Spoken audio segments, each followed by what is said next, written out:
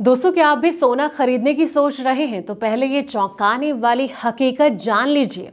इस समय दुनिया भर के बाजारों में सोना बिल्कुल शांत है। इंटरनेशनल मार्केट में महज 1.6% की मामूली सी हलचल हुई है।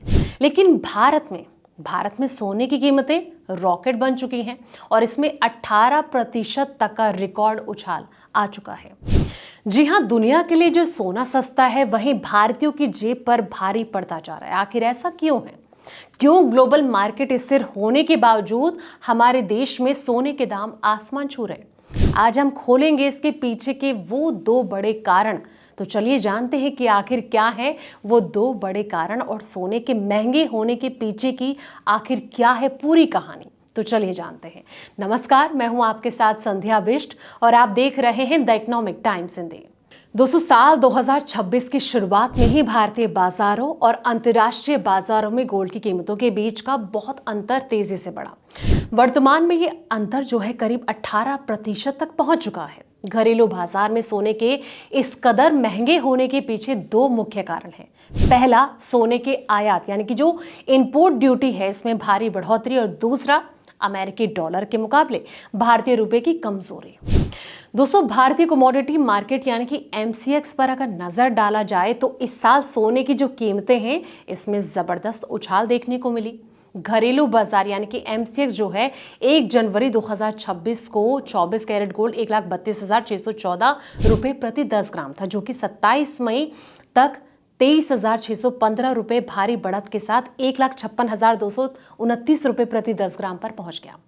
अंतर्राष्ट्रीय बाजार की बात करें तो इसके विपरीत वैश्विक स्तर पर डॉलर के टर्म में सोने की जो कीमतें हैं, इसमें मामूली हलचल हुई। अंतर्राष्ट्रीय बाजार में गोल्ड $4,319 से बढ़कर $4,388 प्रति औंस पर पहुंच गया, यानी कि इस अवधि में इसमें सिर्फ 1.6% की मामूली बढ़त आई।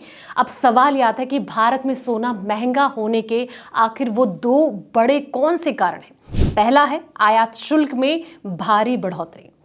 दोस्तों, केंद्र सरकार ने सोने पर आयात शुल्क को 6% से बढ़ाकर सीधे 15% कर दिया।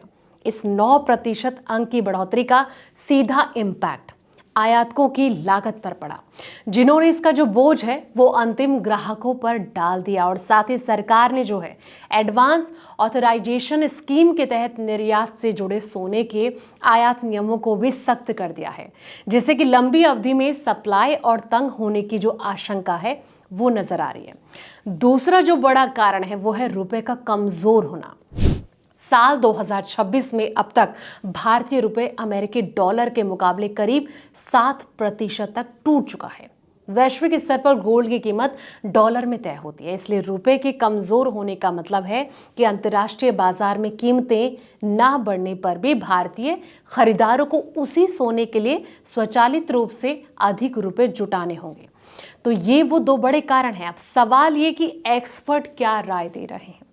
दोस्तों, एक्सपर्ट के मुताबिक अगर वैश्विक स्तर पर गोल्ड बढ़ता है और रुपए में ज्यादा गिरावट आती है तो भारतीय बाजार में कीमतें और भी तेजी से भागेंगी।